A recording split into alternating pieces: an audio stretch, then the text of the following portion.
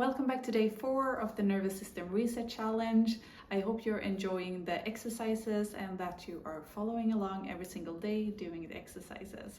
And a reminder, you can always ask questions in the comments. I would love to hear what you're thinking and kind of what your thoughts are. If this is something that you've done before or if this is all new to you.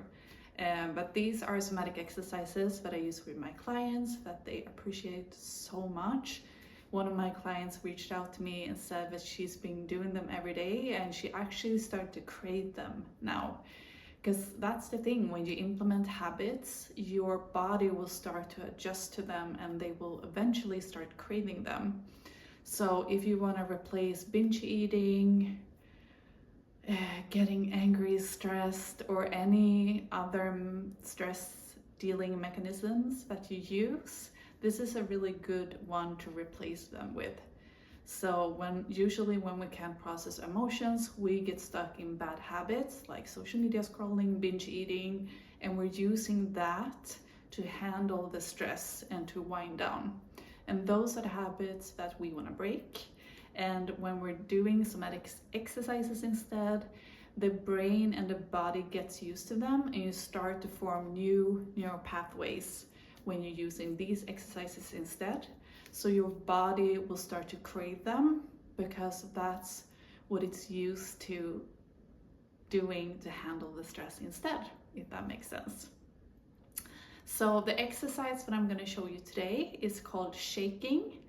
And shaking is such a good way to release stress. It actually goes back to nature and what we used to do as children that we don't do anymore because it's not socially acceptable. But if you think about animals, especially dogs, whenever they experience something stressful, they shake afterwards.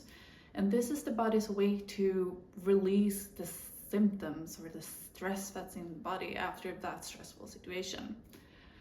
So this is something that also kids do. If you ever notice when kids get angry or frustrated, they scream, they yell, and that is their way to release those emotions and handle the situation. So as adults, we don't want to be screaming at random people. Instead, we want to use shaking as a way to process those emotions. So shaking is a really good way to release stress because you can do it in the morning if you are nervous about your first day at work or whatever you're going to be doing. Maybe you have a big presentation, but you can also do it at the end of the day to release everything that's been built up during the day. Because when you're very stressed, you get high cortisol levels, and the goal is to lower those levels so you can stay more balanced throughout the day. So shaking, it's very simple. All you have to do is stand in your apartment, in your home, wherever you are, and just shake and just release your body and allow your body to be free. There's a bunch of good playlists on Spotify or on YouTube that you can listen to while you do this.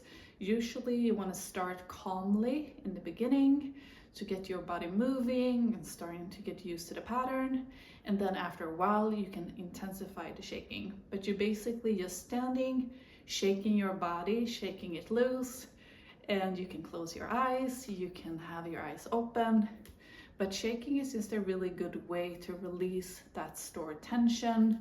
So what you want to do is to move out of the sympathetic part of the nervous system, which is the fight or flight mode, and you want to move into the parasympathetic part of the nervous system, which is the rest and digest.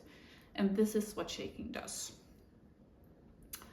So really, when we go through stressful situations, those emotions get stuck in our body and it can show up as tension, maybe aches in your neck, and all of that can be resolved with shaking because you are releasing that tension and you are activating that parasympathetic part of the nervous system, which will help you to relax.